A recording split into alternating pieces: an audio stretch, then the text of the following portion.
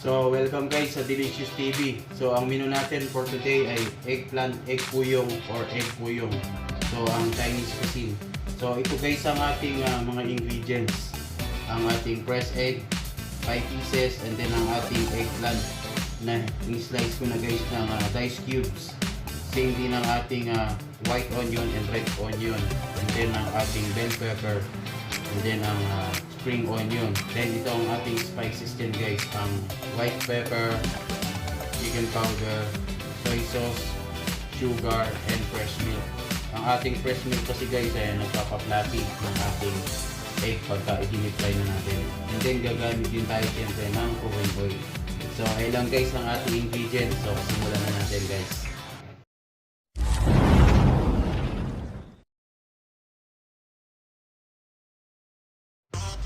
So, ang first step na gagawin natin guys, pag-mix muna natin ang ating mga ingredients. So, i-beat muna natin ang egg.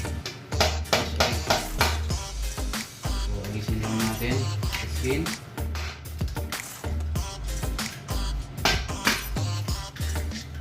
Then, after natin ma-beat ang ating fresh egg, then ilagay na natin ang ating spices muna guys.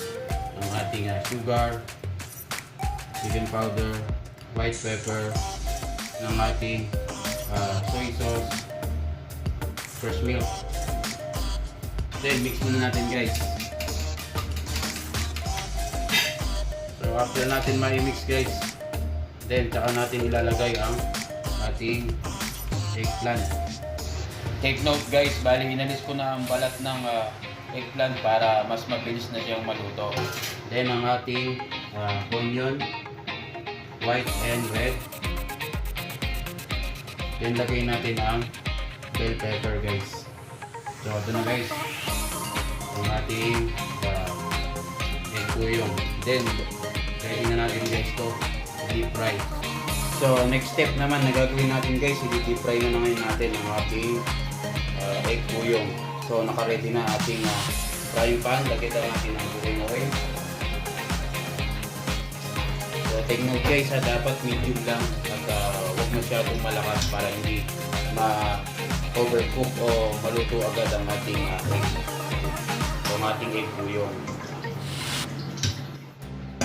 So yun guys, pagka medium heat na guys ang ating cooking oil, maglagay na ngayon tayo ng ating egg foo young.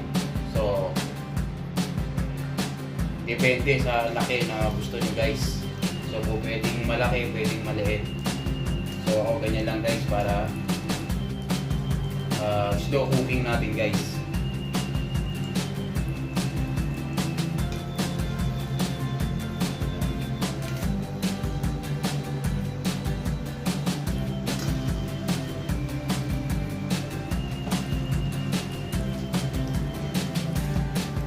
Ayan.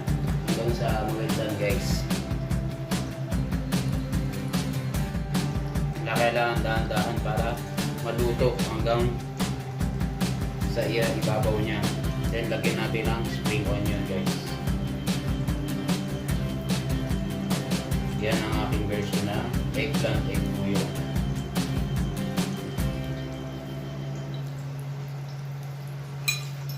So pagka medium well na ang ating eggplant, so i-flip lang natin guys. So dapat dalawa para hindi masira.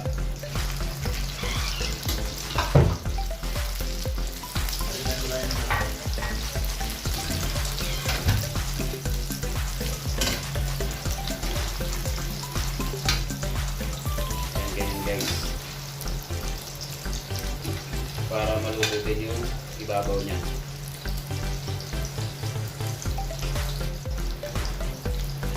So after nyan guys, alis na natin sa isa.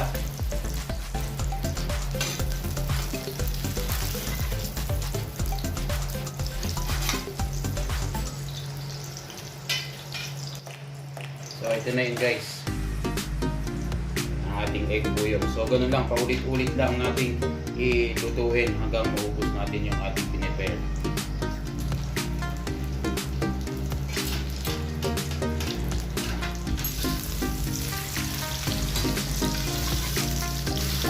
Then after ma-well done guys, natin ulit. na ang ating plate. Then lagay natin dito guys.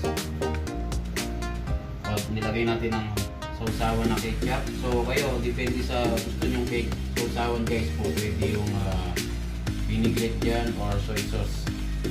So ako ketchup lang ang ating sausawan. Spring onion. So done guys. So well done ang ating eggplant egg foo young.